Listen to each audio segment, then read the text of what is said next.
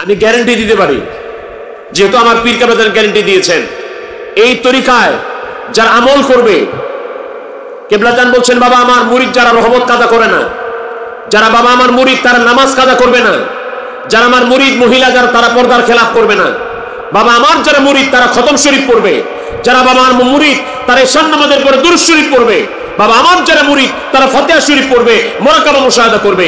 এবার বলেন এই আমলগুলি করে যদি আপনি আল্লাহ রাসূলকে না পান, খাজা বাবা ফরিদপুরি গ্যারান্টি দিয়েছেন বাবা এটা এমন তরিকা, এই তরিকা মতো চললে অবশ্যই এই লোকগুলি কিয়ামতের দিন আল্লাহর ওলি হয়ে উঠবে। আপনি মেনে চলেন না 1 বছর 2 বছর, আপনাকে 1 বছর 2 বছরও চলতে হবে না।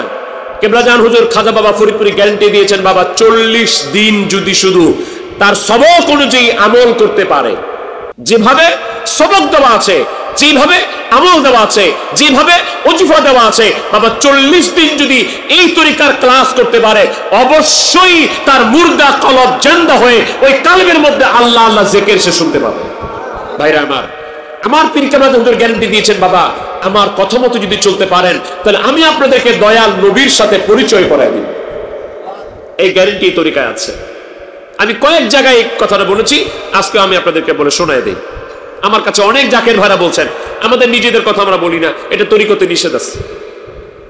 অনেক জাকের ভাইরা আমাদের কাছে বলেছেন ভাইজান কেবলাজান হুজুর খাজা বাবা ফরিদপুরীকে মাঝে মাঝে স্বপ্নে দেখি। আমরা ওলি আল্লাহদের মা বাবার ওস্তাদদের মুরব্বীদের কদমবুসি করা, কদমবুসি মানে কুবলাতুর রিজলাইন পায়ে চুমা দেওয়া, দস্তবুসি মানে কুবলাতুল ইয়াদাইন হাত দুইখানাতে চুমা দেওয়া।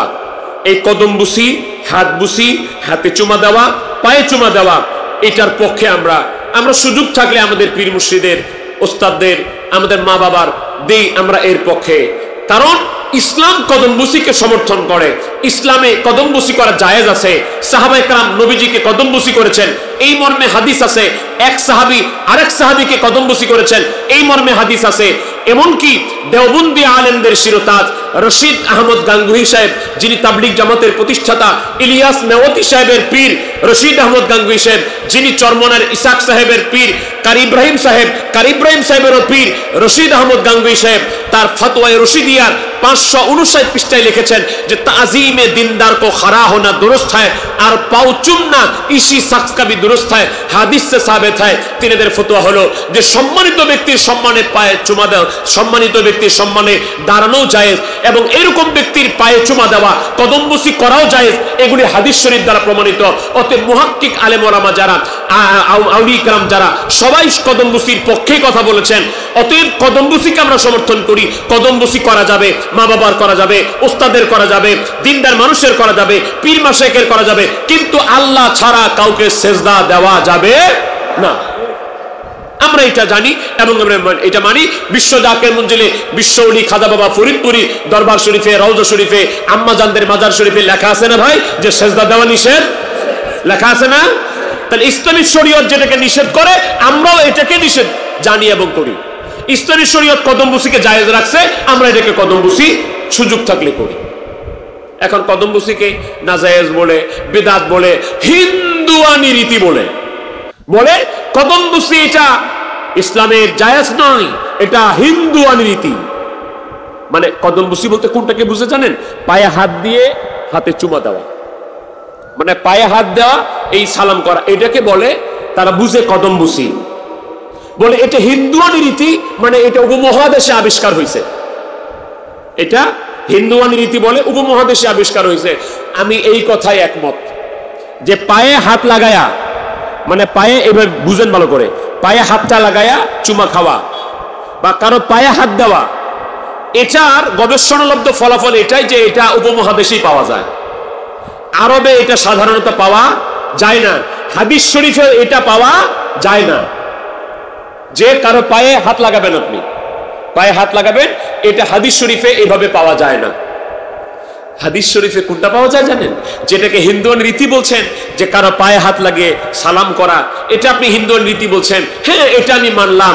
কিন্তু হাদিস শরীফের পরিভাষা হলো, হাদিস শরীফের জিনিস হলো কদমবুসি মানে পায়ে হাত লাগানো না, কদমবুসি মানে পায়ে চুমা দেওয়া, ঠোঁট লাগানো। জোরে কোন সুবহানাল্লাহ। এটা হাদিসে আছে। আপনি মানতে পারতেছেন না যে হাত লাগানোটা, আপনি হাত লাগানোটাই মানতে পারতেছেন না, অথচ হাদিস শরীফে আছে হাত না ঠোঁট লাগানো। হাদিসটা আমি আবু দাউদ শরীফ থেকে আপনাকে শোনাই দেই। আবু দাউদ শরীফের হাদিস, মিশকাত শরীফের 403 পৃষ্ঠায় এসেছে, ওয়াফদে আব্দুল কায়েস গোত্রের প্রতিনিধিগণ যখন মদিনা শরীফে আসলো, তখন তারা তাদের বাহন থেকে তাড়াতাড়ি করে নামলেন। তাড়াতাড়ি করে নেমে ফাকাব্বালা ইয়াদান নবী সাল্লাল্লাহু আলাইহি ওয়াসাল্লাম ওয়া রিজলাইহি, তারা তাদের বাহন থেকে তাড়াতাড়ি করে নেমে আমার দয়াল নবীজির দুই হাতে চুমা দিলেন এবং আমার দয়াল নবীজির দুই কদম মোবারকে পায়েও চুমা দিলেন। যেরকম সুবহানাল্লাহ। ইমাম বুখারী আদাবুল মুফরাদে হাদিস উল্লেখ করেছেন। ইমাম বুখারী বলেন, আন সুহাইবিন ক্বালা রাআইতু আলিয়ান ইউকাব্বিলু ইয়াদাল আব্বাস ওয়া রিজলাইহি, হযরত আলী রাদিয়াল্লাহু তাআলাকে সুহাইব রাহমাতুল্লাহ আলাইহি দেখেছেন। তিনি বলেন, আমি দেখেছি হযরতে মাওলা আলী কাররামাল্লাহু ওয়াজহু, তিনি হযরত আব্বাস রাদিয়াল্লাহু তাআলা আনহুর হাতেও চুমা দিতেছেন, পায়েও চুমা দিতেছেন। আপনারা কি বলেন, হযরত আলী কি শিরিক করতে পারে, বেদাত করতে পারে? এই হাদিসটা বর্ণনা করেছেন ইমাম বুখারী তার আদাবুল মুফরাদে। আমি বানিয়ে মোটেও হাদিস বলি না, আমার ঘরে কিতাব আছে, আমি পড়ি, যেটা ডিরেক্ট আমি যেটা দলিল দিতে পারি, যেটা সরাসরি কেউ চ্যালেঞ্জ করলে দেখাতে পারি, ওই হাদিসে আমি বলি। ইমাম বুখারী বলছেন, হযরত সুহাইব রাদিয়াল্লাহু তাআলা বলছেন যে আমি দেখেছি হযরত আলী আব্বাস রাদিয়াল্লাহু তাআলার হাতে এবং পায়ে চুমা দিচ্ছে। এটাকে বলে কদম বুসি। হ্যাঁ, আমরা কদম বুসির পক্ষে, কিন্তু আল্লাহ ছাড়া কাউকে সেজদা দেওয়ার পক্ষে। আমার জাকের ভাইরা আমাকে বলেছেন, ভাইজান খাজা বাবা ফরিদপুরীকে স্বপ্নে দেখি, সুযোগ থাকলে কদম বুসি করি, কিন্তু হঠাৎ করে একদিন দেখতেছি কদম বুসি করতে যায় স্বপ্নে।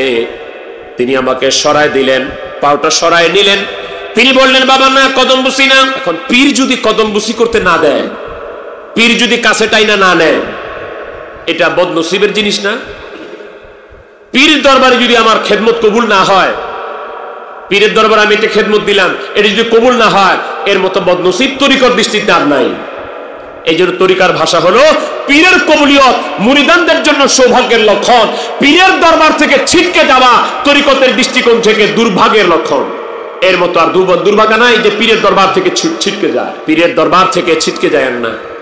অনেক সময় পদ পদবি এরকম হয়, হ্যাঁ, সাংগঠনিক কারণে উনাকে দায়িত্ব দেওয়া হয়েছে, তাই বলে আমার দায়িত্ব নাই, আমি এখন কর্মী প্রধান না, তাই বলে কি আমি দরবার ছেড়ে দিব? উচিত বিরোধিতা করব না? না, যদি মুরিদ হয়, বিরোধিতা দূরের কথা, যারা দায়িত্বে আছে তাদেরকে সহযোগিতা করতে হবে। এটাই নিয়ম, এটাই তরিকা, এটাই আদব। ওই জাকের ভাই কি হচ্ছে এটা বুঝাবার জন্য আমি হযরত খালিদ ইবনে ওয়ালিদ থেকে আরেকটা কথা বলি আপনাকে।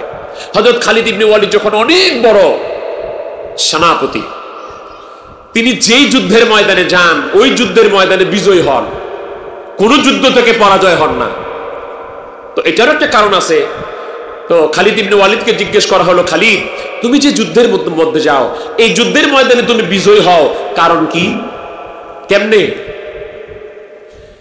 খালিদ ইবনে ওয়ালিদ বলেন, আমি যেই যুদ্ধের ময়দানে যাই, বিজয়ী হই, এই ক্রেডিট আমার ব্যক্তিগত নয়, আমার শক্তির বলে বিজয়ী হই না, আমার ক্ষমতার বলে বিজয়ী হই না। ও আমার ভাইরা, আপনার আমার শক্তি কতটুকু আছে, ক্ষমতা কতটুকু আছে, এটার উপর ডিপেন্ড না করে আল্লাহ এবং আল্লাহ রাসূলের সাহায্য এবং নবীজির তাওয়াজ্জুর উপরে, নবীজির নেক নজর উপরে, আপন পীরের তাওয়াজ্জুর উপরে ভরসা করাই হলো মুরিদের কাজ। অনেক আছে লাখ লাখ কোটি কোটি টাকার মালিক, একটা মাহফিল সাজাইতে পারে না। আর অনেক গরিব মানুষ আছে, উনি সাহস করে একটা মাহফিল সাজায়, চিন্তা করে নিয়ত করছি তো করছি, তরিকা প্রচার করছি তো করছি, 1 লাখ টাকা লাগে তো লাগে, আলেম ওলামাদেরকে, মাওলানা সাহেবদেরকে দিয়ে দিলাম, আমার আল্লাহ অন্যভাবে তো আমাকে দিতে পারে না ভাই? অনেকে আছে কোটি কোটি টাকা না বাইর করতে, না 500 টাকা, 1000 টাকা, 10 টাকা, 20 টাকা, হ্যাঁ, বাকি টাকা নিয়ে আপনি কবরে যায়, দেখি আপনার ছেলে মেয়েরা আপনাকে কবরে কয় টাকা দেয় সাথে। পীরের দরবারে একটা হুকুম পালন করলেন না, যেটা করতে বলা হলো এটা করলেন না, আর টাকা জমায় রাখলেন, আমি দেখবো কিয়ামতের দিন কত টাকা নিয়ে আপনি হাসরের ময়দানে উঠেন, আর যখন মারা যাবেন তখন সন্তানরা কত টাকা পকেটে ঢুকায় দেয়। হযরতে খালিদ ইবনে ওয়ালিদ বললেন, আমি যুদ্ধের ময়দানে জিতি, ক্রেডিট আমার না, তাহলে কেমনে জিতো? হযরত খালিদ ইবনে ওয়ালিদ বলেন, ওসিলা কাকে বলে দেখেন। ওসিলার ওয়াজ করতাম, একটা দলিল এখান থেকে সেট করে নেন। ওসিলা কাকে বলে দেখেন। হযরত খালিদ ইবনে ওয়ালিদ বলেন, আমার দয়াল নবী যখন চুল মুবারক মুন্ডন করেছিলেন, নবী যখন হজ করতে গিয়া তিনি তিনার চুল মুবারক কেটেছিলেন, নবীজির চুল পাওয়ার পরে সাহাবায়ে কেরাম কার ভাগে কতটা কে চুল নিবে যেন বিশ্বযুদ্ধের মতো কারাকারি লেগে গেছে, দয়াল নবীজির চুল কে নিবে। ওখান থেকে একটা চুল মুবারক দয়াল নবীজির আমার ভাগ্যে জুটেছিল, আর আমি আমার ওই চুলটা আমার হেলমেটের মধ্যে, আমার শিরস্ত্রাণের মধ্যে, আমার হেলমেটের মধ্যে দয়াল নবীজির ওই চুল মুবারকটা সেলাই করে রেখেছি। আমার দয়াল নবীজির চুল মুবারক যে হেলমেটের মধ্যে সেলাই করা আছে, ওই হেলমেট পরে যেই যুদ্ধের ময়দানে যায়, নবীজির চুল মুবারকের খাতিরে প্রত্যেকটা জিহাদের ময়দানে আমি খালিদ ইবনে ওয়ালিদ বিজয়ী হয়ে যায়। ওমর রাদিয়াল্লাহু তাআলাকে এক লোক বলল, এক সাহাবী বলল, ওমর, আপনার যে খালিদ ইবনে ওয়ালিদ সব যুদ্ধে বিজয় হয়, আপনি যদি কোনো হুকুম দেন তার সে মানবে না, তার যদি মন মতো না হয়, তাই নাকি? ওমর রাদিয়াল্লাহু তাআলা বললেন, না, এরকম আমার খালিদ হতে পারে না, আমার খালিদ এরকম না। ওই লোক বলল যে আপনি একটু টেস্ট করে দেখেন না, খালিদ আপনার হুকুম মানে কিনা, তার মন মতো না হলে। তো ঠিক আছে, টেস্ট করার জন্য খালিদ ইবনে ওয়ালিদ একটা জিহাদের ময়দানে সৈন্য পরিচালনা করছেন। ওই অবস্থায় ওনাকে একটা চিঠি লেখা হলো। ওমর রাদিয়াল্লাহু তাআলা চিঠি দিলেন যে এই চিঠিটা ইলা খালিদ ইবনে ওয়ালিদ মিন আমিরুল মুমিনিন, খালিদ ইবনে ওয়ালিদের প্রতি আমিরুল মুমিনের পক্ষ থেকে চিঠি পাঠানো হলো। খালিদ, সালাম আনতে আরজ, এবং হুকুম এটা, হুকুম সালামবাদ হুকুম এটা, যখন থেকে চিঠি পাবা তখন থেকে তুমি আর সেনাপতি না, সেনাপতির পদ থেকে পদত্যাগ করে তুমি অন্য একজনকে সেনাপতির দায়িত্ব দিবা, তুমি সাধারণ সৈনিক হয়ে যুদ্ধের ময়দানে যুদ্ধ করবা। খালিদ ইবনে ওয়ালিদ চিঠি পেলেন। চিঠি পাওয়ার পরে চুমা খেয়ে চোখে লাগিয়ে দেখলেন যে আমার উপর হুকুম হলো, আমি যখন চিঠি পাবো তখন থেকে আমি সেনাপতি না, আমাকে আরেকজনের কাছে দায়িত্ব অর্পণ করতে হবে। তখন আশেপাশের লোকগুলি বলল, কি ব্যাপার সেনাপতি খালিদ ইবনে ওয়ালিদ, কি চিঠি আসলো হঠাৎ করে আমিরুল মুমিনের পক্ষ থেকে? বলল হুকুম এটা। সবাই পরামর্শ দিল, তার আশেপাশে কিছু পরামর্শ লোক আছে না, কিছু লোক পরামর্শ দিল, না এই হুকুম এখন মানা যায় নাকি, এখন মানলে কি আর যুদ্ধে জিতবো আমরা? এখন যে অবস্থা আছে, সামনে আমি অন্যভাবে বলি, সামনে ওরস শরীফ এই খেদমত আছে, এই খেদমত আছে, এখন কর্মী প্রধান চেঞ্জ করে দিল, এইটা কি মানা যায় নাকি? মানতে পারি না। আচ্ছা, অন্য লোক পরামর্শ দিতেছে, খালিদ খবরদার, এটা করা যাবে না। কেন?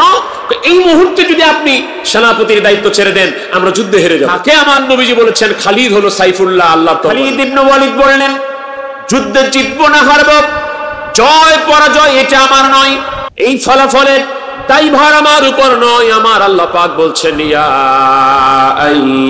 আইয়ুহাল্লাযীনা আমানু আতিউল্লাহ ওয়া আতিউর রাসূল ওয়া উলিল আমরি মিনকুম। হে ঈমানদারেরা, তোমরা আল্লাহর হুকুম পালন করো, আল্লাহর তাবেদারি করো, আল্লাহর গোলামি করো, আল্লাহর আনুগত্য করো, রাসূলের আনুগত্য করো, আর তোমার আমিরের আনুগত্য করো। আমার আল্লাহ বলেছেন আল্লাহর আনুগত্য, রাসূলের আনুগত্য আর আমার আমিরের আনুগত্য করতে হবে। আমার আমির হুকুম দিয়েছেন, আমি আর সেনাপতি না, অতএব হুকুম ফাইনাল। ফলাফল কি হবে আল্লাহ রাসূল দেখবে। খালিদ ইবনে ওয়ালিদ সাথে সাথে সেনাপতির দায়িত্ব থেকে পদত্যাগ করলেন, আরেকজনের হাতে তিনি সেনাপতির দায়িত্ব অর্পণ করলেন। খালিদ ইবনে ওয়ালিদ যুদ্ধ বাদ দিয়ে কি বসেছিলেন নাকি? বসে থাকেন নাই। তিনি আর জীবনে লেখে, খালিদ ইবনে ওয়ালিদ সেনাপতি থাকা অবস্থায় যত জোরে যুদ্ধ করেছেন, যেই মুড নিয়ে যুদ্ধ করেছেন, আরেকজন সেনাপতির কাছে দায়িত্ব দেওয়ার পরে উনার অধীনে তিনি আরো জোরে, আরো অনেক বেগে যুদ্ধ পরিচালনা করেছেন। যুদ্ধ বিজয় হয়ে গেল, যুদ্ধ জিতেছে, তিনি বিজয় হয়ে ফিরে আসলেন। বিজয় হয়ে ফিরে এসে মদিনায় ঢুকতেছেন, আমিরুল মুমিনের কাছে সব খবর আছে। খালিদ ইবনে ওয়ালিদ যাবেন কদমবুসি করতে, একটু নিচের দিকে যাচ্ছেন। ওমর বললেন, খালিদ তোমার স্থান আমার পায়ে না, তোমার স্থান আমার বুকে। সত্যি তুমি মহান বিশ্ববিজয়ী, সত্যি তুমি সাইফুম মিন সুয়ুফিল্লাহ, সত্যি তুমি আল্লাহর তরবারি। এটার নাম ইসলাম, এটার নাম তরিকা, এটার নাম তাসাউফ। এভাবে আগান, ফয়েজ পাবেন। এভাবে আগান, নিয়ামত পাবেন। এভাবে আগান, তরিকা বুঝবেন। এইভাবে আগান, আল্লাহ রাসূলকে আপন পীরের মাধ্যমে পাবেন। আমার জাকির ভাইরা, 1 মিনিট শেষ করে দিচ্ছি। ওই জাকির ভাই বলেন, হুজুরকে কদমবুসি করতে যায়, হুজুর কদমবুসি নিচ্ছেন না। এই জাকির ভাই চিন্তা করলেন, হুজুর যদি কদমবুসি না নেয় তাহলে তো মহা মুসিবত। আল্লাহর ওলি খাজা বাবা ফরিদপুরি এটা বুঝার পরে বললেন, বাবা আজকে আমাকে কদমবুসি নয়, আজকে আমাকে কদমবুসি করা যাবে না, আজকে উনাকে কদমবুসি করেন, কারণ উনি হলেন আমার দয়াল নবী রাসূল পাক সাল্লাল্লাহু আলাইহি ওয়াসাল্লাম। ওই যে খাজা বাবা বলছে, বাবা আমার কথা মতো চলতে পারলে, আমার কথা মানলে আমি তোমাদেরকে দয়াল নবীর সাথে পরিচয় করাই দিব। খাজা বাবার হুকুম যারা মানে, তরিকার আমল যারা করে, তরিকার খেদমত যারা করে, জীবন দিয়া জীবনের চেয়ে যারা আপন পীরকে বেশি ভালোবাসে, আমি ইনশাআল্লাহ বলে গ্যারান্টি দিতে পারি, মৃত্যুর আগে নবীকে না দেখে মরবেন না। নবীর সাথে পরিচয় হয়েই জগৎ থেকে যাবেন। যেহেতু খাজা বাবা গ্যারান্টি দিয়েছেন, বাবা আমি পরিচয় করাই দিব। আমরা যেমন তার কাছে ওয়াদাবদ্ধ, সত্য তরিকা ছাড়বো না, আর তিনিও ওয়াদাবদ্ধ, তোমরা যদি আমার কথা মানতে পারো আমি তোমাকে নবীর সাথে পরিচয় করায় দিব। অতএব আমার খাজা বাবা ফরিদপুরি ওয়াদার খেলাপ করবেন না। আর নবীর সাথে পরিচয় করায় দেওয়ার জন্যই, নবীকে পাওয়ায় দেওয়ার জন্যই তিনি জগতে এসেছেন, কারণ নবীকে পাইলে আল্লাহকে পাওয়া হয়। এই জন্য নবীর প্রেম মানুষকে বিলাই দিয়েছেন সারা জীবন, এখনো রওজা পাক থেকে তাওয়াজ্জু দিয়ে নবীর প্রেম বিলাই দিচ্ছেন। এই জন্য তিনি বলতেন, নবী প্রেম সুধা পান কর সবে, মনবে দোনা যাত না জুরাইবে, খোদা প্রাপ্তি তোর লাভ হবে, নবী পদবিনে ভাব সবই মিশে, যার কারণে জগত সৃজন রে, দেখো চন্দ্র সূর্য তারা শূন্য ভরে, আসে অচল নিশ্চল ধরা ধরে, নবী পদবিনে ভাব সবই মিশে। জেনা ব্যভিচার, মা বোনেরা পর্দার আড়ালে মাইকে যেখান থেকে শুনছেন, এখানে আমরা ইঙ্গিতমূলক বলছি, জেনা ব্যভিচারের ব্যাপারে মহিলারা অগ্রগামী। ওরা সুযোগ না দিলে কোনো পুরুষ জেনা করতে পারে না। এজন্য আমার আল্লাহ তাআলা জেনার কথাটা বলতে যে বলছেন, আয-যানিয়াতু ওয়াজ-যানি, মহিলা জেনাকারী, তারপর পুরুষ জেনাকার। কোরআন কারীমের চমৎকার কিছু বিষয় আছে। আমরা ইজাজুল কোরআন নিয়ে কথা বললে আমরা এই 2-3 ঘন্টা এদিকেই শুধু যাবে। আল্লাহ পাক কোরআনুল কারীম কত চমৎকার ভাবে সাজিয়েছেন। তো আমরা আপনাকে এটা বুঝাবার চেষ্টা করেছি, যেটা বেশি গুরুত্বপূর্ণ আমার আল্লাহ ওটা আগে বলেছেন, যেটা তুলনামূলক কম গুরুত্বপূর্ণ এটা আমার আল্লাহ পরে বলেছেন। আপনারা আমার এই 2 মিনিটের কথা বুঝে থাকলে বলেন তো, আল্লাহ তাআলা হায়াতের কথা আগে বলেছেন না মৃত্যুর কথা আগে বলেছেন? আল্লাযী খালাকাল মাউতা ওয়াল হায়াতা লিয়াবলুয়াকুম আইয়ুকুম আহসানু আমালা। তিনি সে মহান আল্লাহ যিনি মৃত্যুকে সৃষ্টি করেছেন আর জীবনকে সৃষ্টি করেছেন। আগে আল্লাহ পাক উল্লেখ করলেন মৃত্যু, তারপর জীবন। আর আমরা মানুষ জীবনকে নিয়ে পাগল, মৃত্যুর কোনো চিন্তাই নেই। দুনিয়ার থেকে যে চলে যাব, এখানে যে থাকা যাবে না, এখানে যে থাকার জায়গা না, এটা আমরা ভুলেই যাই। আমরা এমন ভাবে দুনিয়াকে কামড়ায়া ধরি, এমন ভাবে দুনিয়াকে আঁকড়ায়া ধরি, এমন ভাবে দুনিয়ার মায়ে পাগল হয়ে যায়, আমার মনে হয় যে আমি ছাড়া দুনিয়া মনে হয় অচল। এটা আমরা মনে করি না? আপনি স্বীকার করেন আর না করেন, এটাই মনে করি। এবার আপনি ভাবেন তো, আপনি ব্যবসা করেন, আপনি চাকরি করেন, আপনি ক্ষেত খামার করেন, আপনি মনে করছেন আমার ব্যবসাটা, আজকে ওয়াজে আসছি, আরে আমি যদি ব্যবসাটা না করি আমার ব্যবসা বন্ধ হয়ে যাবে, আমি ব্যবসা না করলে সবকিছু অচল হয়ে যাবে। ওয়াজে আসছি 1 ঘন্টা 2 ঘন্টা, সব তো শেষ হয়ে গেল। আমি আপনার জন্য দোয়া করছি না যে আপনি মরে যান।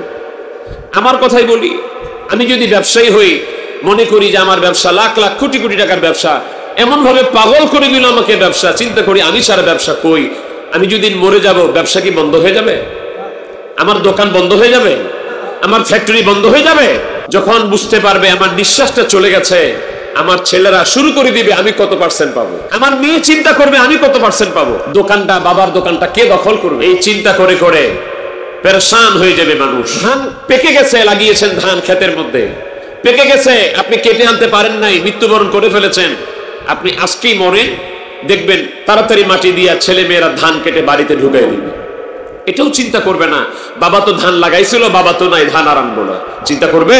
লিয়াবলুয়াকুম আইয়ুকুম আহসানু আমালা,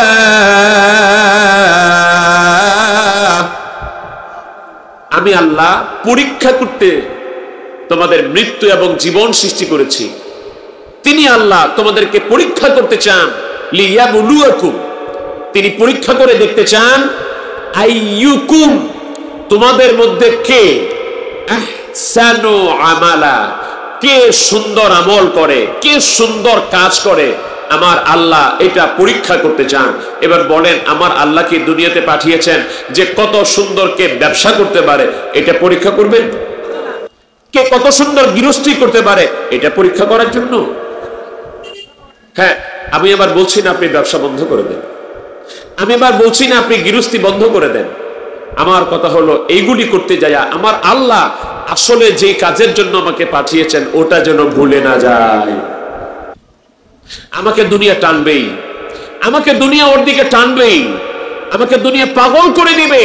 আমাকে দুনিয়া পাগল না করে দেয় তাহলে তো পরীক্ষা হবে না। আমাকে দুনিয়া তার দিকে টানবে, ব্যবসা তার দিকে টানবে, চাকরি তার দিকে টানবে, কৃষিকামার তার দিকে টানবে, আমরা ভুলে যাব। আমাদের সতর্কতার জন্য, এজন্য আমার আল্লাহ তাআলা আমাদেরকে এত বেশি ভালোবাসে। আমার আল্লাহ চায় না আমার বান্দা নষ্ট হয়ে যাক, আমার আল্লাহ চায় না আমার বান্দা আমার থেকে দূরে সরে যাক।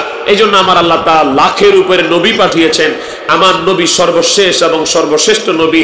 আমার আল্লাহ পাক ক্ষান্ত হন নাই, যুগে যুগে আল্লাহর ওলিদেরকে পাঠিয়ে আল্লাহ পাক আমাদেরকে সতর্ক করেছেন। এরপরে আমরা ভুলে যাই। আমি অনেক দিন আগে একটা গল্প শুনেছিলাম, 2 মিনিটে বলে দেই। এটা রূপক একটা গল্প। আল্লাহর হাবিব বলেছেন, সুনান ইবনে মাজার হাদিস, আত-তাজিরুস সুদুকুল আমিন মা'আন নাবিয়্যিন ওয়াস-সিদ্দিকিন ওয়াশ-শুহাদা।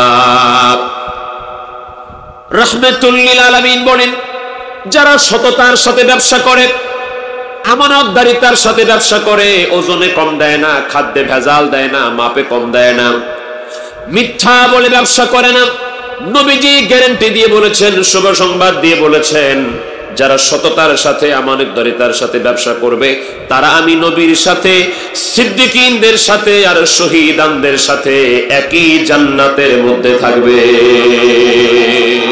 এটা কঠিন কাজ।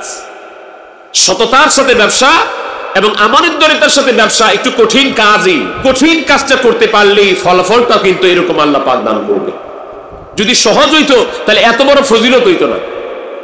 আপনার পাশের ব্যবসায়ী একই সাথে ব্যবসা শুরু করছেন, ও 5 বছরে বিল্ডিং বানাইছে, আপনি সততার সাথে ব্যবসা করে একতলাও বানাইতে পারেন নাই, এটা কি আপনি 4টাখানি কঠিন কাজ মনে করছেন?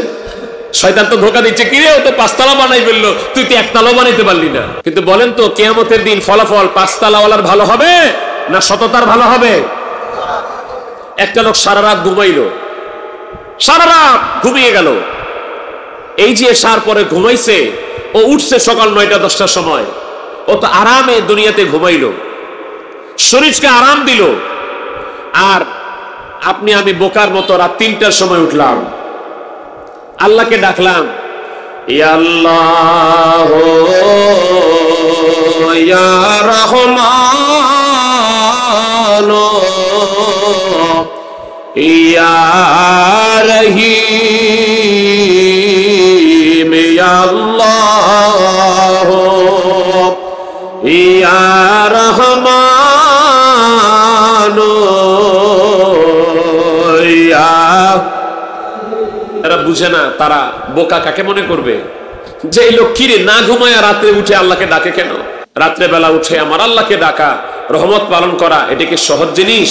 কঠিন বিদায় আমার আল্লাহ রাব্বুল আলামিন তার বেনিফিট, তার ফজিলত, উপকারিতা আমার আল্লাহ পাক বেহিসাব দিয়েছেন। ওই সময় এই কঠিন কাজটা যারা করে, আমার আল্লাহ তাআলা তিরমিজি শরীফের হাদিস এসেছে, ইমাম বুখারীর আদাবুল মুফরাদ এসেছে, ইমাম মিশকাতুল মাসাবির মধ্যে খতিবে তিরমিজি উল্লেখ করেন, এই সময় যারা আল্লাহর বন্দেগী করে আমার আল্লাহ তাআলা যদিও তার শানে এটা জাহিরি ভাবে এবং এটা হাকিকি ভাবে এটার রূপ কি এটা আল্লাহ পাক জানেন, কিন্তু যেটা হাদিসের ইবারত এসেছে আমরা এটাই বলছি, আমার আল্লাহ তাআলা ওই বান্দাটাকে দেখার জন্য প্রথম আসমানে চলে আসেন। যেরকম সুবহানাল্লাহ। কোন বান্দা না ঘুমায় আমারে ডাকে? কোন বান্দা আরামের বিছানা পরিত্যাগ করে আরামকে হারাম করে আমাকে ডাকে, আমার সঙ্গে প্রেম করতে চায়, আমাকে ডাকে, আমাকে ইয়া আল্লাহ, ইয়া রহমান, ইয়া রহিম বলে ডাকে, আমার আল্লাহ পাক পাল্টা জিজ্ঞেস করে, বান্দা তুই আমার কাছে কি চাস? আলা মিন মুস্তাগফিরিন ফাগফির আলা, ইয়া আল্লাহ, ইয়া রহমান, ইয়া রহিম বলে আমাকে ডাকছিস, বান্দা কো বল তুই কি আমার কাছে গুনাহ মাফ চাস? বল আমি তোর গুনাহ মাফ করে দেব। আলা মিন মুস্তারজিকিন, বান্দারে তো অভাব হয়ে গেছে, রিজিক দরকার, টাকা পয়সা দরকার, দুনিয়ার সুখ দরকার, কে চাস বল, আমি আল্লাহ পাক আজকে দেওয়ার জন্য রেডি, এখন দেওয়ার জন্য রেডি। আলা মান মুস্তারজিকিন ফাআরজুকা, আমার কাছে রিজিক চা, আমি আল্লাহ পাক তোকে দিয়ে দিচ্ছি। এই মানুষগুলি আমার আল্লাহকে স্মরণ করে, মুনিবকে ডাকে, মুনিবকে খোঁজ করে, তার দুনিয়ার পার্থিব জিনিসও যদি আমার আল্লাহর কাছে চায় আমার আল্লাহ পাক তাকে দান করে দেন। আর ওই সময় যেই লোকটা স্বয়ং আমার আল্লাহকে চায় আমার আল্লাহ রাব্বুল আলামিন স্বয়ং ওই বান্দার হয়ে যায়। আপনাদের কি ধারণা আক্রোশিক পীর দুনিয়াতে আসছে কেন? একজন আমাকে বলতে পারেন? ব্যবসা ভালো হয় না, ব্যবসায়ী টাকা পয়সা দেওয়ার জন্য? আর এগুলো তো সামান্য ব্যাপার, আল্লাহর অলির উসিলা এগুলি হয়, হবে।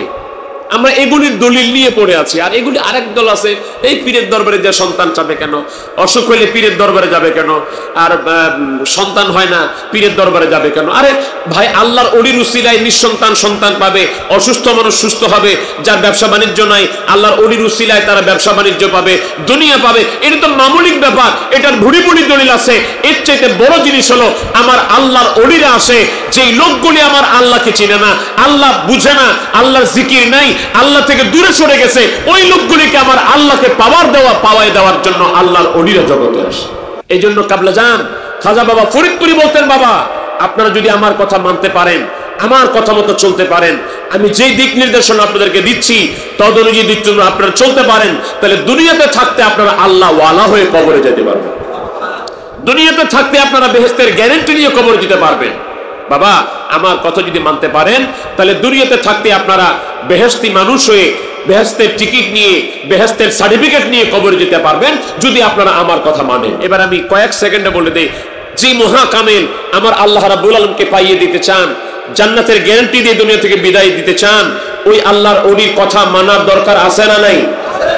তার খেদমত করার দরকার আছে না নাই? ভাইজান, আল্লাহর ওলির কথা, আল্লাহর ওলির খেদমত সবাই পায় না।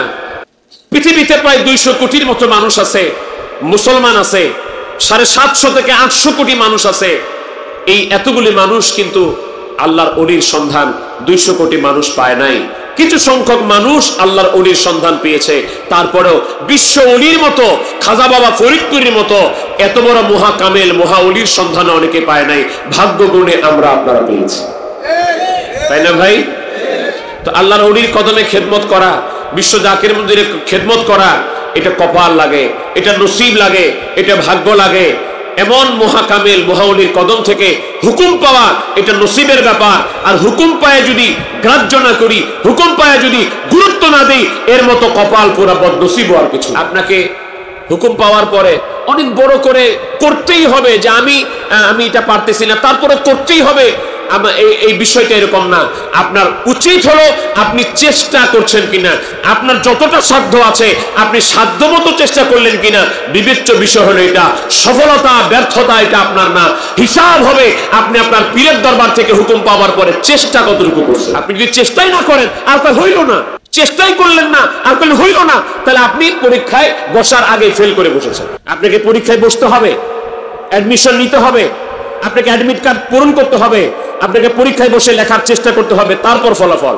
আপনি শোনার পরে বুঝার পরে বলেন না এটা হবে না, এটা হবে না। আপনি যদি এত বেশি আমি বুঝি আপনি বুঝি, তাহলে পীরের দরবারে যাওয়ার দরকার আছে? পীরের দরবারের হুকুমটাকে যদি আমি আমার বুঝার উপরে না রাখতে পারি, তো পীরের দরবারে গেলাম কেন? পীরের কামেলের চেয়ে যদি আমি নিজে বেশি বুঝি, তাহলে আমি পীরের কাছে গেলাম কেন? আমি যা বুঝি না আর সেটা বুঝার জন্য আল্লাহর ওলির কাছে গেছি, আমি যেটা জানি না এটা জানার জন্য আল্লাহর ওলির কাছে গেছি। ভাইজান, আপনারা সবাই জানেন, আমি অনেক কথাকে আজকে বলবো না, আমি সময়ের মধ্যে শেষ করে দিব। কিছু জানা কথা শেয়ার করি। খাজা বাবা ফরিদপুরি উল্লেখ করছেন তার নসিহত শরীফের মধ্যে, এক পীরের দরবারে দুই ভাই ছিল। কয় ভাই? ছোট ভাইকে আল্লাহর ওলি বেশি মহব্বত করে, বেশি ভালোবাসে, বড় ভাইরে তুলনামূলক কম করে। এখন বড় ভাইয়ের আফসোস, আপত্তি, হ্যাঁ আমার ছোট ভাইও পরে তো কম ভালোবাসবে, তারে কেন বেশি ভালোবাসে, আমারে কেন বেশি ভালোবাসে না? মনে মনে বাসা বাঁধছে। তা হুজুর টের পাইছে, চার পায়া দুইজনই ডাকছে, ডাকে বলে বাবা উটশালা থেকে উটটা নিয়ে আসেন তো। আনছে, আনার পরে বড় ভাইরে কয় বাবা আমার উটটাকে দোতলায় নিয়ে যান। ছোট ভাই হুকুম পাওয়ার পরে আপন পীর যেমনি হুকুম দিয়েছেন ঠিক তেমনি ভাবে উটটাকে টান দিয়া, রশি টান দিয়া দোতলায় উঠাবার জন্য আপ্রাণ চেষ্টা করলেন। টানতেছেন আর টানতেছেন, অনেকক্ষণ টানাটানি করলেন, উট তো দোতলায় উঠে না, উঠবে না। অনেকক্ষণ যখন টানাটানি করলেন তখন হুজুর বললেন বাবা আমি জানি উট দোতলায় উঠে না, রাখেন বাবা। এবার বড় ভাইকে ডেকে বলে বাবা আপনি কি এখন বুঝেছেন আমি কেন আপনার ছোট ভাইকে বেশি ভালোবাসি? আপনি হুকুম পাওয়ার পরে আপত্তি করলেন, আর্গুমেন্ট পেশ করলেন, অপারগতা প্রকাশ করলেন। আপনার ছোট ভাইটা করে নাই, পীরের হুকুম যেমন ভালো মন্দ বুঝে নাই, টানা শুরু করে দিয়েছে। আমাদের দায়িত্ব হলো উটের রশি ধরে টান দেওয়া, উট উঠবে কি উঠবে না এটা যিনি হুকুম দিয়েছেন তিনি ভালো বুঝবে। ফলাফল কি হলো? ফলাফল হয়ে গেল যে বড় ভাই আপত্তি করে বসেছিল হবে না, উঠ যাবে না, এই বড় ভাই কিছুদিন পরে তার মাথা খারাপ হয়ে গেল, মস্তিষ্ক বিকৃত হয়ে গেল, পাগল হয়ে দুনিয়া থেকে বিদায় হয়ে গেল। আর যে ছোট ভাই আল্লাহর ওলির হুকুম পাওয়ার সাথে সাথে আপ্রাণ চেষ্টা করেছে, কি ফলাফল হবে সেদিকে যায় নাই, আপ্রাণ চেষ্টা করেছে, উটকে দোতলায় নেওয়ার জন্য টানাটানি করেছে। কিছুদিন পরে ওই ছোট ভাই আল্লাহর ওলি হয়ে গেছে। কেউ বুঝিতে পারে না রে ওলি আল্লাহর খেলা, ও হয় কামেল পীরের খেলা। আমাদেরকে ভুলে গেলে চলবে না, আমাদের লাইনটা সাধারণ স্বাভাবিক লাইন না, শুধু শরীয়তের মাপকাঠি দিয়ে সবকিছু বিবেচনা করলে হবে না। আমাকে বুঝতে হবে আমি তরিকতপন্থী মানুষ, আমার তরিকা আছে, আমার চলাফেরা, আমার কথাবার্তা এটা আমার একটু আলাদা হতে হবে, আমার কোয়ালিটি একটু ভিন্ন হতে হবে, আমার আদবের মধ্যে, আমার চলাফেরার মধ্যে আদব থাকতে হবে। আমি বলছি না আপনারা বেয়াদব, কিন্তু আমার পীর কেবলাদান শিক্ষা দিয়েছেন কার সাথে কেমন আচরণ করতে হবে, জাকেরদার সঙ্গে কেমন আচরণ করতে হবে, একবার ছোট জাকের ভাইদের সাথে কেমন আচরণ করতে হবে, বড় জাকের ভাইদের সাথে কেমন আচরণ করতে হবে। কেবলাদান বলতেন বাবা যারা তোমার চেয়ে বড় তাকেও সম্মান করো, যারা তোমার চেয়ে ছোট তাকেও সম্মান করো। যে তোমার চেয়ে বড় মনে করবা সে ইবাদত বেশি করেছে, আল্লাহর কাছে দামি। যে তোমার চেয়ে ছোট মনে করবা তোমার মতে এত গুনাহ সে করতে পারে নাই, বিধায় আল্লাহর কাছে সে তোমার চেয়ে বেশি দামি। এই সাওলিনা হইয়াছে কভু আর হবে না, জানিতে পারি বিশেষে করলে ওই পদ ভজনা, জানিতে পারি বিশেষে করলে ওই পদ ভজনা। এই জন্য পীরের হুকুম এটার গুরুত্ব অনেক বেশি, এখন না বুঝলে সামনে বুঝবেন। এই যে কঠিন পরিস্থিতিতে, এই অবস্থায়, দেশের পরিস্থিতি ভালো না, আন্তর্জাতিক পরিস্থিতি ভালো না, জাতীয় পরিস্থিতি ভালো না, এই পরিস্থিতিতে প্রত্যেকটা জেলায় জেলায় এই বিশ্ব জাকের মঞ্জিলের ওরস শরীফের দাওয়াত দেওয়ার জন্য পাঠালেন, এটার অনেক গুরুত্ব রাখে। এখন এই দাওয়াতটাই যদি আপনি ছড়াই দিতে না চান, না চেষ্টা করেন, আর ভয় পান যে না ওইখানে দিলে কেমনে হবে, এর কাছে জাকের মঞ্জিলের কথা বললে কেমনে হবে, ওর কাছে জাকের মঞ্জিলের কথা বললে কেমনে হবে, আমার পীরের প্রতি যদি আপনার অগাধ বিশ্বাস না থাকে, তাহলে আপনার মুখে এই কথা বলা সম্ভব। আমার পীর যে বিশ্বলি, এই বিশ্বাস যদি অন্তরে থাকে, আমি বিশ্বাস করি খাজা বাবার কথা বলতে কারো দ্বিধা হওয়ার কথা না। বাতিল কোন পীরের কাছে যাই, কোন নাকেস পীরের কাছে যাই, বিশ্ব জাকের মঞ্জিল দরবার শরীফ, এটা কি হক দরবার না, সঠিক দরবার না? তাহলে এই কথাগুলি আমাদেরকে বলতে হবে, সাহস করে বলতে হবে। আমি এ ব্যাপারে দুই চারটি কথা বলবো ইনশাআল্লাহ। আমি আমার সময়ের দিকে লক্ষ্য রেখে শেষ করব।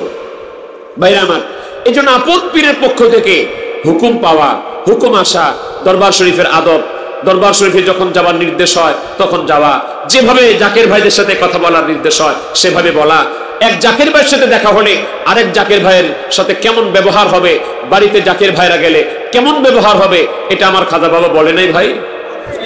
কেবলাজান বলেছেন, বাবা তোমার বাড়িতে যদি তোমার কোনো পীর ভাই যায়, বাবা তাকে বসতে দিবা, কিছু যদি নাই, গরিব মানুষ একবারে কিছুই নাই, বাড়িতে বসতে দেওয়ার চেয়ারও নাই, পাটিও নাই, কিছুই নাই, কিচ্ছু যদি না থাকে, বাবা ঘাড়ে একটা গামছা আছে, ওটা তোমার পীর ভাইয়ের জন্য বিছাই দিবা। অনেক সময় এটা হয়, সব জায়গায় হয় না, অনেক সময় হয় যে জাকের ভাই গেছে, দরবার শরীফে আলেম ওলামা গেছে, ওনাদেরকে কোন মতো স্বাভাবিক অবস্থায় বারান্দা একটা ঘর আছে, ওটার মধ্যে থাকতে দিছে, আর ওনারা এসির মধ্যে ঘুমাচ্ছে। এরকম হয় না ভাই? হয়, আমরা দেখি তো সারা দেশ। হুজুর কেবলাজান বলতেন, বাবা পীরের দরবার থেকে যদি কেউ আসে তাহলে মনে করবা তোমার পীরে গেছে। পীরের দরবার থেকে সবার বাড়িতে ভাগ্য হয় না, বহু লোক আছে, আমাদের অনেক জাকের ভাইরা আছে, তাদের চিন্তা হলো, চেতনা হলো যে আমার বাড়িতে যদি একদিন আমার পীরের বাড়ি থেকে কেউ আসতো। অনেক মানুষ কান্দে, তবে যাদের বাড়িতে আসে নিশ্চয়ই মনে করবেন তার কপাল ভালো, তার কপাল ভালো। ভাইরা আমার, বলছিলাম মেম্বার সাহেবের কাছে যুবক নিয়ে গেল, আমার হীরার টুকরা বিক্রি করব। মেম্বার খুব সৎ মানুষ, বলল এটা কেনার মতো টাকা আমার কাছে নাই। মনে আছে আপনাদের? কি করব? চেয়ারম্যানের কাছে যাও, সিস্টেমেটিক্যালি বলছি। চেয়ারম্যান সাহেব সৎ মানুষ, উনি বললেন আমার নাই। তুমি একটু পরে এমপি সাহেবের কাছে যাও, এমপি সাহেব সৎ মানুষ, যা ভাতা পায় সেটা দিয়ে চলে। আচ্ছা, উনি বললো না এত দামি জিনিস আমি কিনতে পারবো না। ছোট করে দিচ্ছি কাহিনীটাকে। সরাসরি তুমি দেশের প্রধানের কাছে তুমি যোগাযোগ করো, সরকার প্রধানের কাছে যোগাযোগ করো, তদানীন্তন রাজার কাছে যোগাযোগ করো।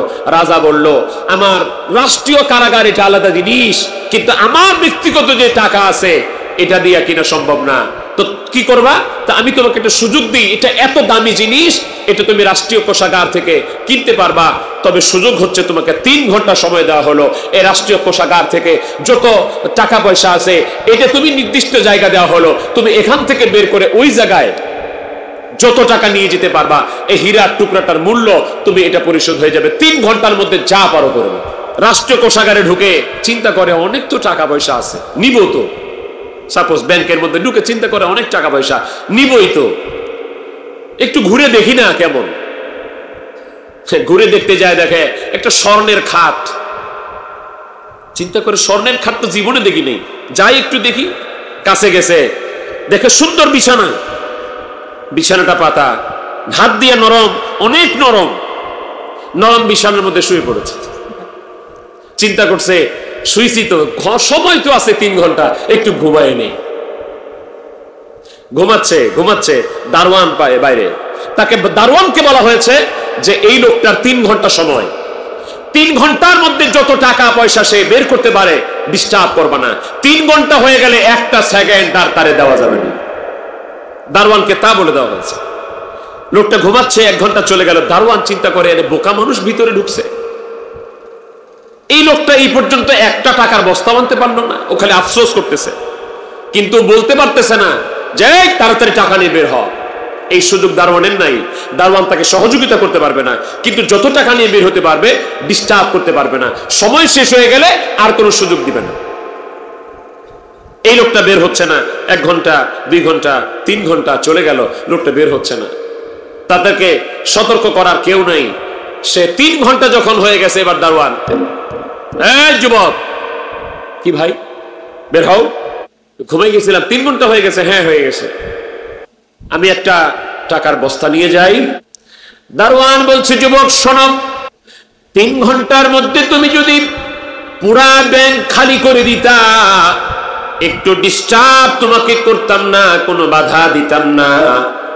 3 ঘন্টা সময় পার হয়ে গেছে, একটা টাকার বস্তা তো দূরের কথা, একটা কানা করে নিয়েও আর এখান থেকে বের হতে পারবা না। বের করে দিল খালি হাতে। যুবক খালি হাতে বের করে দিল। হীরার টুকরা এত দামি জিনিস তার এই অবহেলায় ঘুমের মধ্যে চলে গেল। আমার কথা ছিল ওই জায়গায় ওই যুবকের জন্য কোনো সতর্ককারী ছিল না, তাকে যে স্মরণ করাই দিবে, যুবকরে আর ঘুমায়ও না, উঠো টাকা পয়সা সংগ্রহ করো, সেই সতর্ককারী তার নাই। কিন্তু আমাদের সতর্ককারী হিসেবে আমার আল্লাহ পাক নবীদেরকে পাঠিয়েছেন, ওলি আল্লাহদেরকে পাঠিয়েছেন, আমার আল্লাহ রাব্বুল আলামিন উলামা ইকরামদেরকে পাঠিয়েছেন। এরপরেও সতর্ক হই না। কিয়ামতের ময়দানে যখন জাহান্নামে মানুষ চলে যাবে, ওদেরকে জিজ্ঞেস করবে, ও বান্দারা, তোমরা কেন জাহান্নামের মধ্যে আসলাম? তোমাদের কি কোনো সতর্ককারী আসে নাই? আলাম ইয়াতিকুম নাযীর, কেউ কি তোমাদেরকে সতর্ক করে নাই? তোমাদেরকে কেউ কি বুঝায় নাই? তারা বলবে, হ্যাঁ আমাদের সতর্ককারী ছিল। বালা কাযাবনা ওয়া কুলনা মা নাসালাল্লাহু মিন শাই। তারা বলবে, হ্যাঁ আমাদের কাছে নবীরা এসেছিল, আমাদের কাছে ওলিরা এসেছিল, মুহাক্কিক উলামায়ে কেরাম বুঝিয়েছিল, সেদিন বুঝি নাই, আমরা মিথ্যা মনে করেছিলাম, আমরা মনে করছিলাম এগুলি তারা বানায় বলতেছে।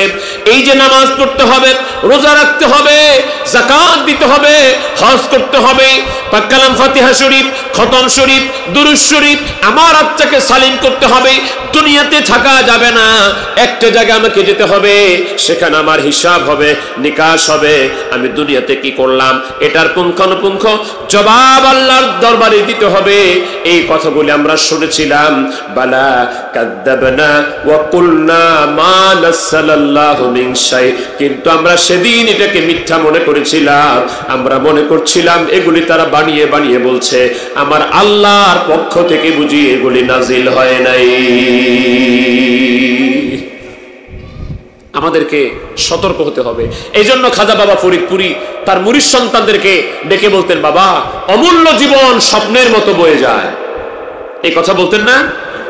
অমূল্য জীবন স্বপ্নের মতো বয়ে যায়, বাবা হুশ হও, বাবা হুশ হও, এই জীবন হেলায় নষ্ট করো না। বাবা তুমি যত বড় জ্ঞানী গুণী বুদ্ধিমান বৈজ্ঞানিক সায়েন্টিস্ট হও না কেন, পরবর্তী মুহূর্ত তোমার ভাগ্যে কি বহন করবে তুমি তা জানো না। দুনিয়াতে থাকতেই আখিরাতের পাথেয় সংগ্রহ করো। আমার আল্লাহ পাক বলছেন, আল্লাযী খলাকাল মাউতা ওয়াল হায়াতা লিয়াবলুয়াকুম আইয়ুকুম আহসানু আমালা। আমি মানুষের মৃত্যুকে সৃষ্টি করলাম, জীবনকে সৃষ্টি করলাম, আমি দেখে নিতে চাই এই জীবনের মধ্যে কে ভালো কাজ করছে, সবচেয়ে উত্তম কাজ করছে, আহসানু আমালা, সর্বোত্তম কাজ করছে। এই সর্বোত্তম কাজের একটা ব্যাখ্যা আমি দিয়ে শেষের দিকে চলে যাব। সর্বোত্তম কাজের ব্যাখ্যা কি? আপনার সামনে 2টা কাজ আসলো, 2টাই যদি ভালো কাজ হয়, তাহলে আপনাকে এখান থেকে বাঁচতে হবে যে এই কাজটা আমার জন্য ভালো না এটার চেয়ে এটা ভালো। 2টাই ভালো কাজ, এটার মধ্যে আমাকে বাঁচতে হবে এই কাজটা ভালো না এটার চেয়ে এটা ভালো। 2টার মধ্যে যেটা ভালো ওইটা যদি করেন, আমার আল্লাহ পাক বলছেন আইয়ুকুম আহসানু, এটা ইসমে তাফজিলের সিগা, সুপারলেটিভ ডিগ্রি। আইয়ুকুম, তোমাদের মধ্যে কে আহসানু, সর্বোত্তম কাজটা করে। আর আমরা করি কি? সর্বোত্তম তো দূরের কথা, যেটা জায়েজের পর্যায়ে পড়ে না, যেটা অনর্থক কাজ, যেটা আমার ভালো কাজের বিপরীত, ওটার মধ্যে সময় কাটায়। কোরআনে আল্লাহ তাআলা কাফিরুনের নামে কাফিরদের ব্যাপারে সূরা দিয়েছেন, সূরা কাফিরুন। কোরআনুল কারীমে আমার আল্লাহ তাআলা মুনাফিকদের ব্যাপারে সূরা দিয়েছেন, সূরা মুনাফিকুন। কোরআনুল কারীমে আমার আল্লাহ তাআলা মুমিনদের নামে সূরা দিয়েছেন, 23 নম্বর সূরা, সূরা মুমিনুন। কারা মুমিন, কারা ঈমানদার, আসল মুমিন কারা, আমার আল্লাহ পাক তাদের ব্যাপারে সূরা মুমিনুনের কথা বলছেন যে সফল মুমিন কার, আল্লাহ পাক বলছেন قد أفلح المؤمنون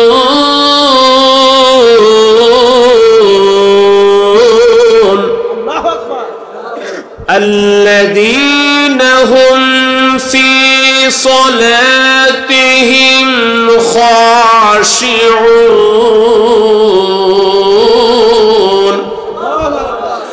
والذين هم عن اللغو معرضون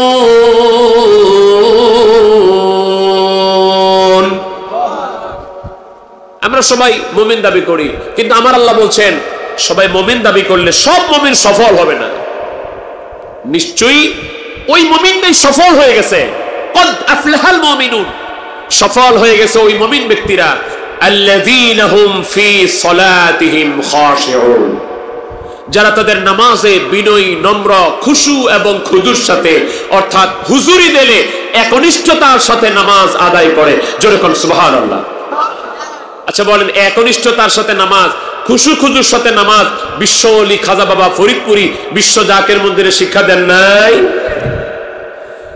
নামাজের মধ্যে যখন দাঁড়িয়ে যাই, আটরশি বিশ্ব জাকের মন্দিরে শিক্ষা দেওয়া হয়েছে খেয়াল কালবে রোবান, খেয়াল কালবে কালব আল্লাহর দিক, আল্লাহ হাজির নাজির, আল্লাহ দেখতেছেন বান্দার দিলের হাল। যতক্ষণ খেয়াল কালবে ডুবায় রাখবেন ততক্ষণ নামাজে আল্লাহ মনে থাকবে। যেই মাত্র খেয়াল কালব থেকে বের হয়ে যাবে তখনই নামাজে আল্লাহ ভুল হয়ে যাবে। নামাজে যদি আল্লাহ ভুল হয়ে যায়, এমন নামাজে কি ফল? তাই মন মুখ এক করে আল্লাহ তাআলাকে হাজির নাজির ওয়াহিদ জেনে একমাত্র আমার আল্লাহকে সিজদা করো। এই শিক্ষা আছে না নাই? আপনি কি মনে করেন এটা এত সহজ? এই শিক্ষাটা এটা আয়ত্ত করা এত সহজ? আপনি যে একবার উরুস শরীফে গেলেন আর চলে আসলেন, আর কোনো খেদমতের বালাই নাই, পীরের দরবারে মহব্বত নাই, জাতি মহব্বত নাই, চিন্তা করছেন যে হুজুরের কাছে গেছি, আমার ব্যবসা বাণিজ্য ভালো ছিল না, হুজুরের কাছে গেছি, দোয়া নিয়ে চলে আসছি, আর দরকার কি? মুরিদ তো হইছি, ব্যবসা তো এখন হইছে, বা ব্যবসা ভালো হয়ে গেছে, আর যাওয়ার দরকার কি? আর খেদমত করা দরকার কি? আর আন্তর্শিক দরকার কি? আমি আপনাকে বলি, আপনি যখন খাজা বাবা ফরিদপুরের কাছে মুরিদ হইছেন তখন কি কইছেন যে আমার ব্যবসাটা ভালো হয়ে গেলে হুজুরে ভুলে যাব? এই শর্ত কি করছেন? শর্ত কি করছেন আমি স্মরণ করাই দিই। আমি ওয়াজ অন্যদিকে যাব না, আপনাদের কমন কথাগুলি কিছু স্মরণ করাই দিই। আমরা ঘুমিয়ে গেছি তো, সেদিন ওয়াদা করেছেন, জাত পাকের কসম খায়া বলছি, ভালো করে খেয়াল করেন, যদি এদিক ওদিক হয় স্মরণ করাই দিন যে মুফতি সাহেব আপনি উল্টাপাল্টা কথা কইতে আছেন। মুই উল্টাপাল্টা কথা কইতে আই নেই, ভালো করে শোনেন। সেদিন বলেছেন, জাত পাকের কসম খায়া বলছি, দয়াল নবী রাসূল পাক সাল্লাল্লাহু আলাইহি ওয়াসাল্লামের সত্য তরিকা শেষ নিঃশ্বাস পর্যন্ত ছাড়বো না। এই ওয়াদা করেছেন, এই ওয়াদা করছেন না? আপন পীরকে ভুলবো না। যে ওয়াদা ভঙ্গ করে, ওয়াদা পালন করে না, আপনাদের বরিশালে পটুয়াখালীর ভাষায় কি বলে? তারে ভোলার ভাষায়, ভোলার ভাষায় মুনাফিক বলে। এটা হাদিস শরীফের ভাষাও তারে মুনাফিক বলে। নবীজি বলছেন, আয়াতুল মুনাফিক সালাস, ইযা হাদাসা কাযাবা ওয়া ইযা ওয়াদা খলাফা ওয়া ইযা উতমিনা খানা।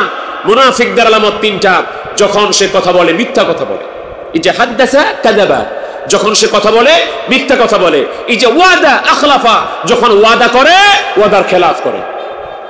ইযা উতমিনা খানা, যখন তার কাছে কিছু আমানত দেওয়া হয় সে তখন এটার খেয়ানত। মুসলিম শরীফে নবী বলেছেন, এই তিনটার সাথে আরেকটা জিনিস আছে, ওইটা যদি হয়ে যায় সে মুখলেস মুমিন হয়ে যায়, পরিপূর্ণ মুখলেস মুনাফিক হয়ে যায়। এটা হলো ওয়াইজা খাসামা ফাজারা, যখন তারা বিতর্ক করে, অশ্লীল ভাষায় কথা বলে, অকথ্য ভাষায় গালিগালাজ করে। তাহলে আমরা বুঝলাম হাদিস শরীফের ভাষায় যারা ওয়াদার খেলাফ করে তাদেরকেও মুনাফিক বলে, আপনাদের ভোলার ভাষায়ও যারা ওয়াদার খেলাফ করে তাদেরকেও মুনাফিক বলে। ঠিক কি না?